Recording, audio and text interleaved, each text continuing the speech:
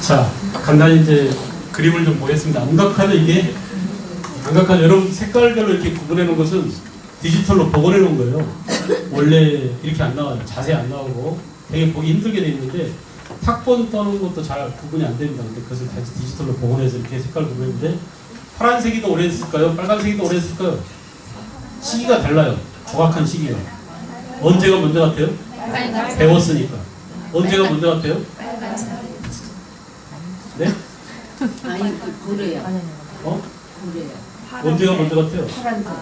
내가 계속 물어보면 빨간색이 아니라는 얘기잖아 지금. 주로 고기잡이 하던 때는 신선시대예요. 그러니까 시대가 오래됐을 때는 울산까지 바닷물이 들어왔었어요. 그죠?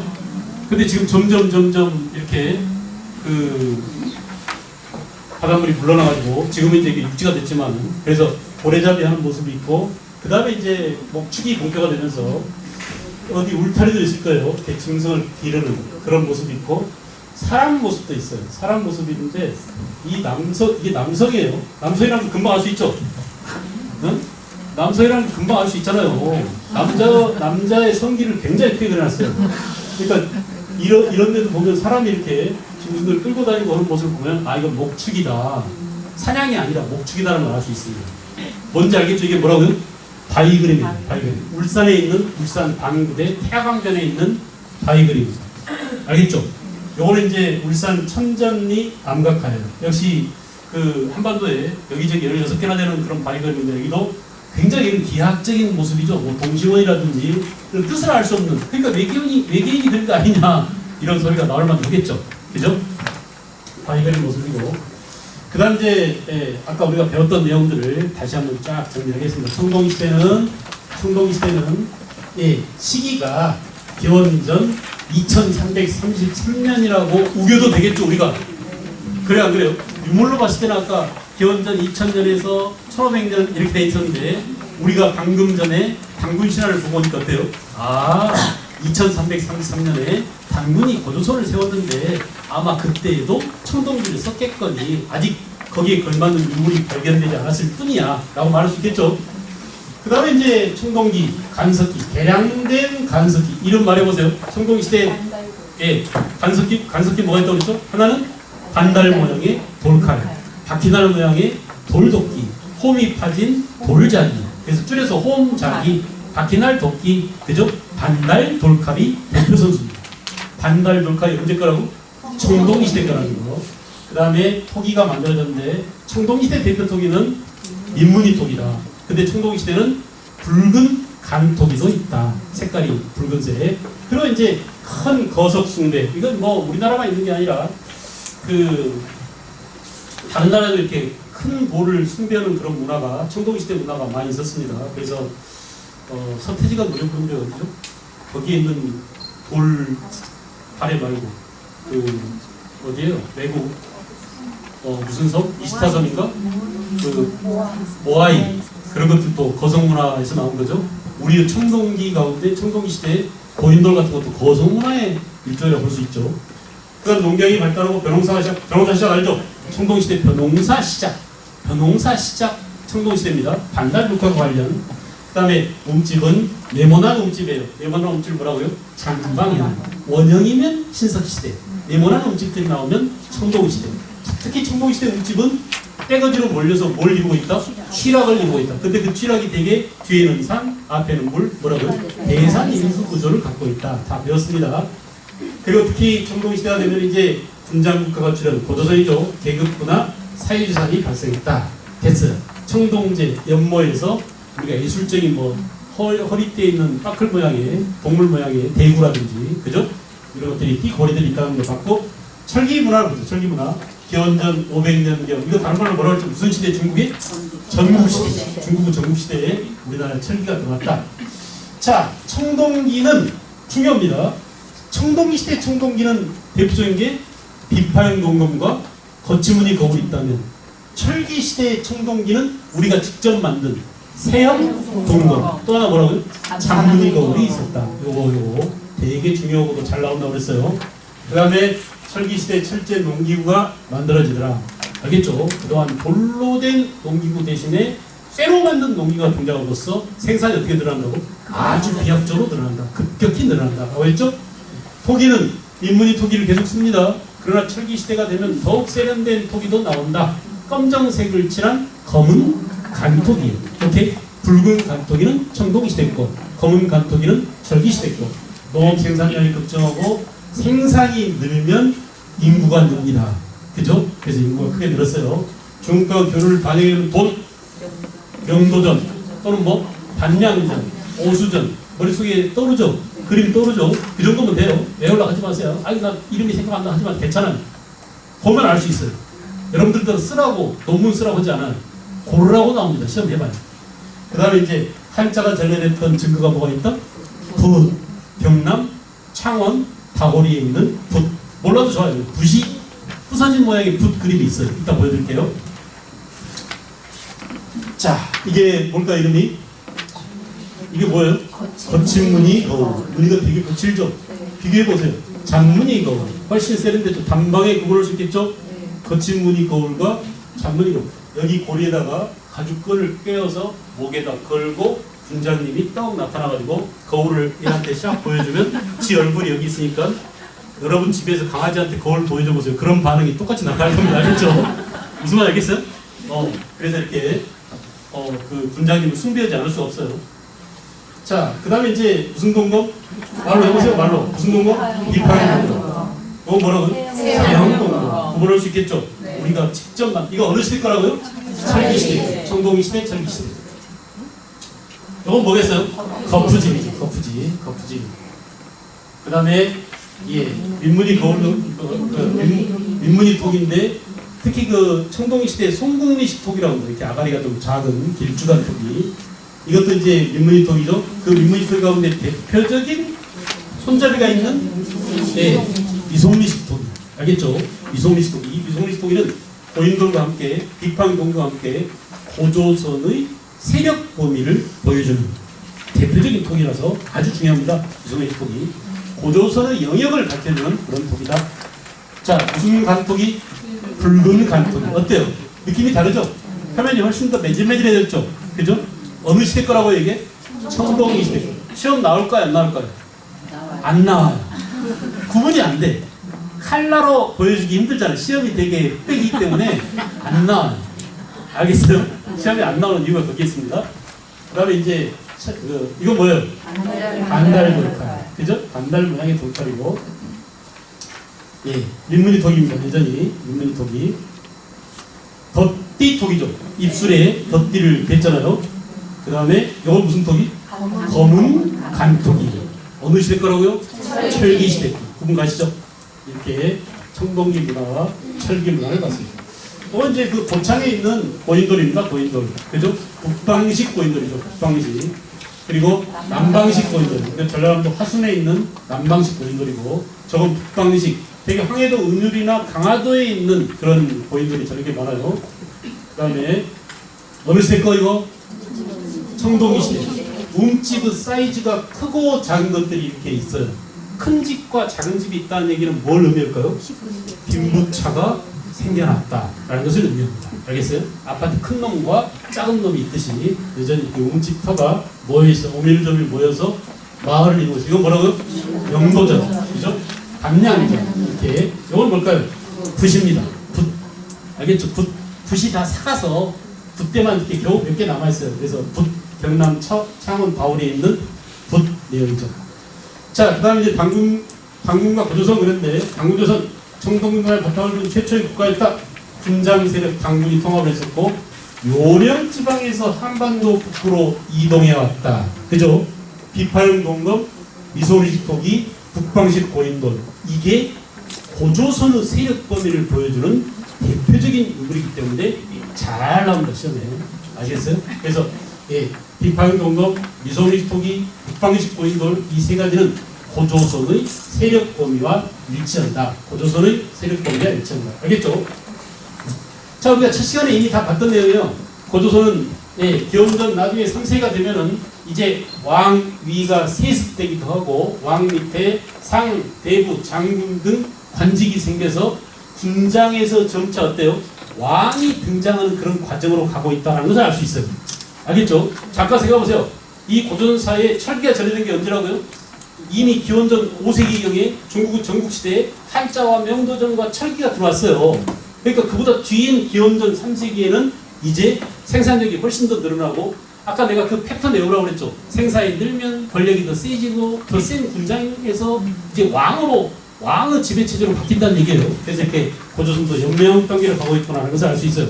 그래서 점점 세지더니 나중에 진한 교체기, 중국에서 진나라가 망하고 한 고조 유방이 세운 한나라가 등장할 무렵에 이제 위만이 기자조선의 마지막 왕 기준 준왕을 내쫓고 위만이 왕이 되더라. 그래서 이주민인 위만이 토착 세력과 손잡고 위만이 나라를 다시 이어받았다. 바톤을 다시 머릿속으로 정리. 맨 처음에 그러니까 당군 신화로 정리한 그 조선은 무슨 조선? 당군조선, 초창기 조선이죠. 그리고 그 뒤에 기자가 와서 기자조선. 이건 우리가 한국 국사책에서 지금 유야무야 기자조선을 넘어가 버렸어요. 뛰어넘었어요. 책이 없어서 지금 다루지 않고 있지만 사실은 나중에 16세기에 살인들이 집권하면 기자를 되게 부각시킨다. 중국에서 기자가 와서 비로소 우리한테 팔초법도 전해주고 중국어 앞선 문화를, 선진 문화를 전해줬다라고 하는데, 그게 우리는 국사책은 다루지 않아요. 기자조선을 애매하게 빼먹은 거야. 그리고 그 기자조선의 마지막 임금이 기준이에요. 애를 내쫓고 이제 누가? 위만이 건너와서 위만조선으로 넘어갔다. 위만이 건너온다? 위만이 떼거지를 끌고 사람을 끌고 온다? 사람이 오면 뭐가 올까요? 문화가. 그냥 문화가 아니라 무슨 문화? 앞선 선진 문화가 대거 들어와요. 알겠죠? 그래서 고조선이 한 단계 더 발전. 그래서 중국 그 진나라와 그죠? 우리 그 고조선 밑에 있는 진과 중국의 한나라 사이에 중개무역으로 번창. 줄긋고 중요표 제놓으세요. 무슨 무역이라고요? 중개무역. 위만조선 시대의 중개무역으로 번창. 여러분, 이 중개무역을 한나라 놈들이 방해했죠. 그래서 지네놈들이 바로 다이렉트로 직교에 가려고 그랬죠. 그러니까 지금 이런 얘기예요. 위만이 건너온 다음에 자, 위만이 건너와서 이렇게 고조선, 위만조선 남쪽에 진이 있었는데, 이 진과 중국을 통일한 한나라 사이에 얘네들이 여기서 물건 사다가 여기다가 비싸게 팔아먹고, 여기서 물건 싸게 사다가 얘들한테 비싸게 팔아먹고, 이게 이른바 무슨 무역이에요? 중개무역이죠. 이걸 삼각무역 그래요. 그래서 여기서 중간 이득을 취하는 거예요. 알겠죠? 얘가 왔다리 갔다리 하면서 장사를 하는데 나중에는 가만히 보니까 얘한테 이득을 줄 필요 없어. 우리가 직구하자. 직구로 가는 거야. 그럼 야, 이 새끼들아, 우리 뭐 먹고 살라고 이제 가만 놔두지 않아. 이게 방해예요. 그럼 너 한번 붙어볼래? 해가지고 얘랑 붙었어요. 그래서 얘가 쳐들어온 이유가 바로 위만조선이 한과 진의 직접 교역을 방해하고, 알겠죠? 그래서 한판 뜬 거야. 한판 뛴 거예요. 그래서 한 무제가 쳐들어오게 되더라. 알겠어요? 그래서 한 무제에게 누가 망한다고? 고조선이 망하게 됐다. 알겠죠? 고조선이 망합니다. 자, 우리가 고조선이 망하는 과정을 보면은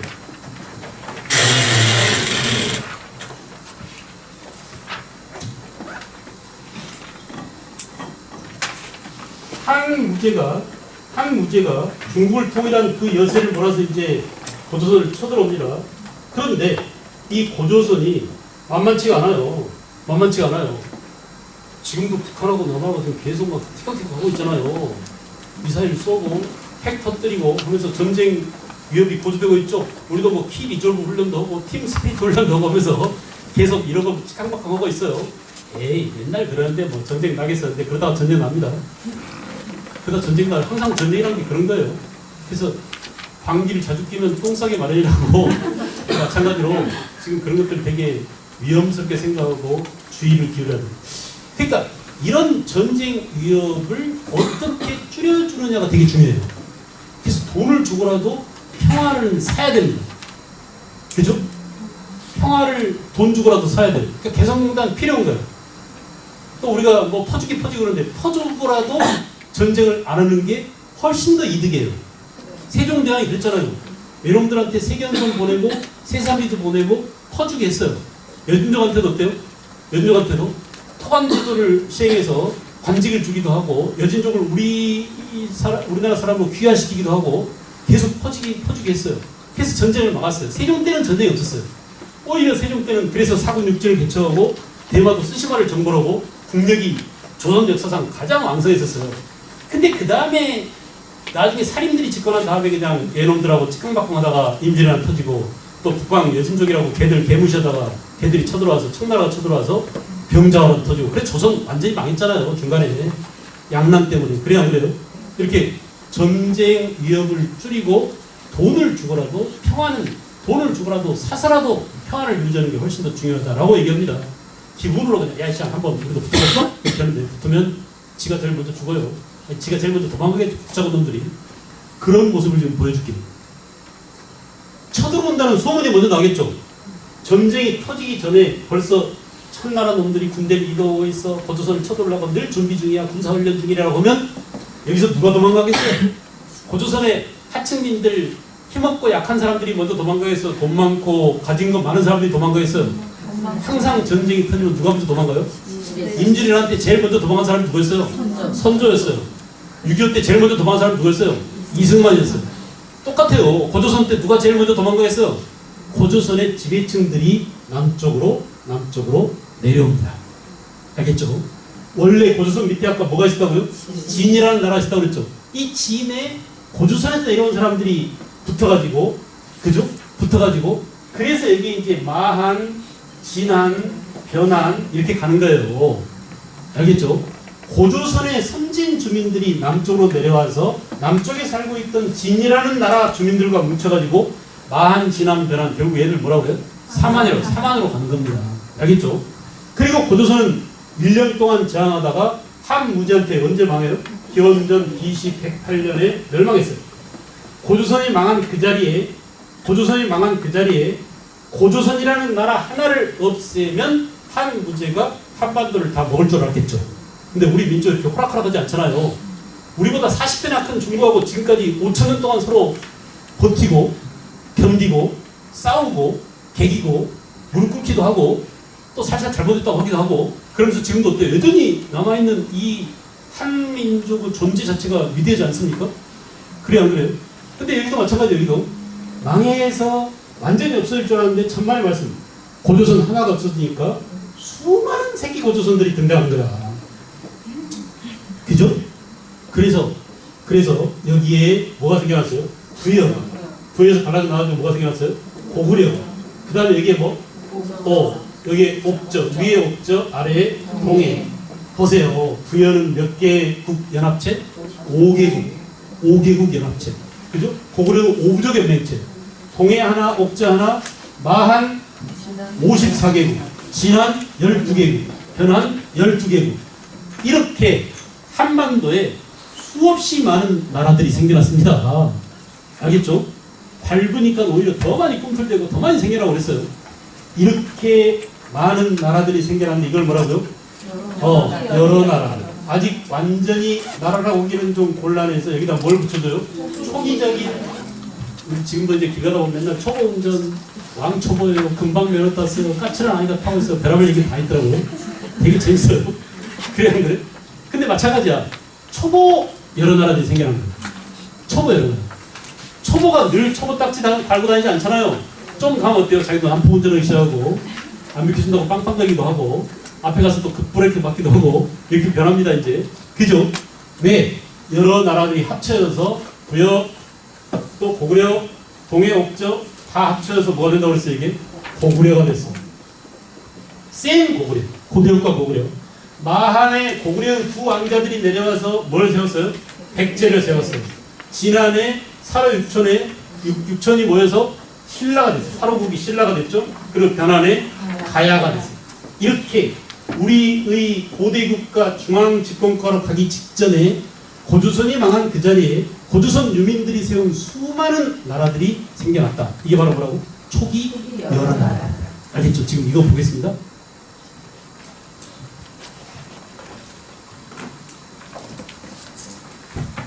거꾸로 칠판에서 먼저 보고 그리고 책을 또 할게요.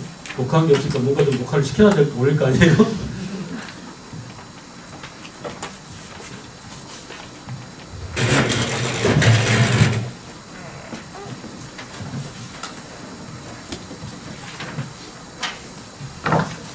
자, 이제 아까 우리가 고조선은 세력 범위라고 했죠. 고조선이 아까 했던 얘기 지금 바로 먼저 배운 게 아니라 계속 이어가니까요. 자, 고조선은 세력 범위를 밝혀주는 유물이 뭐가 있다고? 고인돌. 이게 고인돌이 얼마나 고인돌이 많은지 알만하죠? 그죠? 고인돌. 국방식품. 여기 지금 남한 빼보니까요. 엄청나게 많은 고인돌이. 남한도 어디에 고인돌이 많아요? 화순, 고창.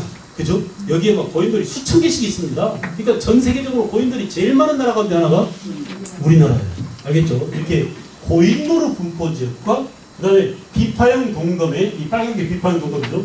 비파형 동검의 분포 지역과 그리고 미송리 시통에는 평안도 이부겸에 있거든. 요렇게 묶어놓으면 뭐가 된다? 고조선의 영역이 된다. 바운다리가 된다. 알겠죠? 고조선의 세력범위.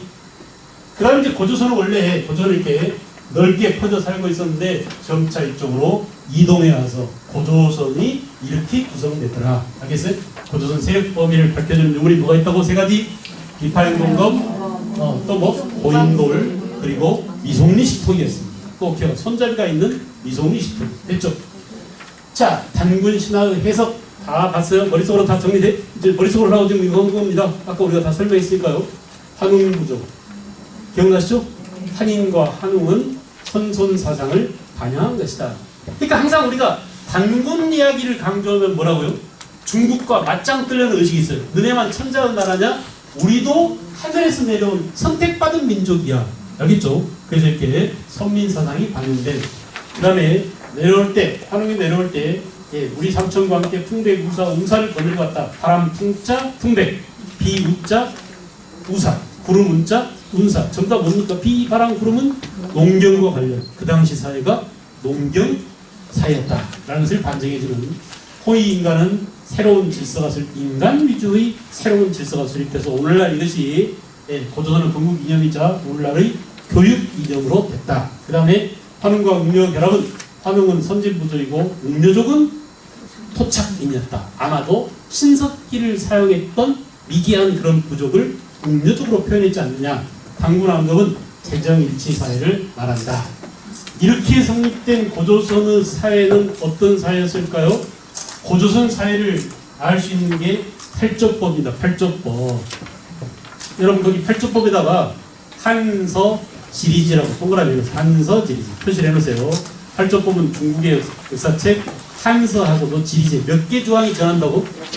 8개 조항 가운데 현재 전하는 것은 3개만 전해요. 그래서 3개 조항이 전합니다. 사람을 죽인 자는 상해에 처한다. 이런 내용하고 남을 다치게 하면 공물로서 배상한다. 이렇게 배상 개념이 있다는 거 생각해보세요. 내 걸 누군가한테 갚아준다라는 것은 사유재산이 있다는 것을 의미하죠. 그죠? 그 다음에 도둑질한 자, 도둑질은 마찬가지예요. 사유재산이 없다면, 니꺼 내꺼 구분 없다면 도둑질은 개념이 없잖아요. 근데 도둑질하는 자는 노비로 산다라는 것은 사유재산이 존재했구나. 또 노비가 있다는 것은 무슨 사회라는 얘기예요? 계급사회라는 얘기입니다. 그죠? 계급사회. 그래서 남자종을 노, 여자종을 비 그랬죠. 노비로 삼고 자, 그렇지 못한 자는 50만 전을 물어야 한다. 50만 전을 물어주면 풀려난다. 이렇게 돈이, 화폐가 사용됐을 것이다. 그래서 팔조법을 통해서 본 고조선 사회 모습은 사회재산과 계급의 발생, 또 형벌과 노비의 발생, 그리고 생명으로서, 노동력으로서 생명을 중시, 사람을 죽인 자는 상해에 처한다. 사람을 다치게 하지 말라, 죽이지 말라라는 것은 노동력을, 농경사회에서 노동력을 그만큼 중시했다. 그 다음에 가끔씩 나오는 게 이 팔조법이 나중에 한나라 놈들이 우리를 지배한 BC 108년 이후가 되면 법조문이 60개 정도 늘어납니다. 법이 많아졌다는 것의 의미는 뭘까요? 사회가 훨씬 더 복잡하고 살기가 흉악해졌다는 것을 의미해요. 알겠죠? 그래서 이렇게 팔조법이 60개 항으로 늘어났다. 한 군인에 대한 토착민의 저항이 강하니까 저항을 못하도록 금지법들을 많이 만들었을 거 아닙니까? 무기를 갖고 다니면 안 돼. 12시 이후에는 돌아다니마. 이런 것들을 막 만들었겠죠. 그러다 보니까 법조문이 늘어났겠죠. 고조선의 미풍양속이 다 파괴됐다. 옛날에는 문을 열어놓고 자도 도둑질을 하지 않고 그 사람이 살기 좋은 그런 사회였는데 이렇게 고조선의 미풍양속이 다 파괴됐다. 자, 우리가 이제 그 여러 나라를 봤습니다. 이 여러 나라는 아까 칠판에서 봤다시피 여러 나라는 구력, 고구력, 공예, 옥저, 삼한 이런 나라들을 말하는데 이 여러 나라들은 다음 시간에 지금 아까 했으니까 복습 겸해서 또 다음 시간에 시작하면서 다시 한번 정리하고 들어가도록 하겠습니다. 알겠죠? 오늘은 여기서 마칠게요. 수고했습니다.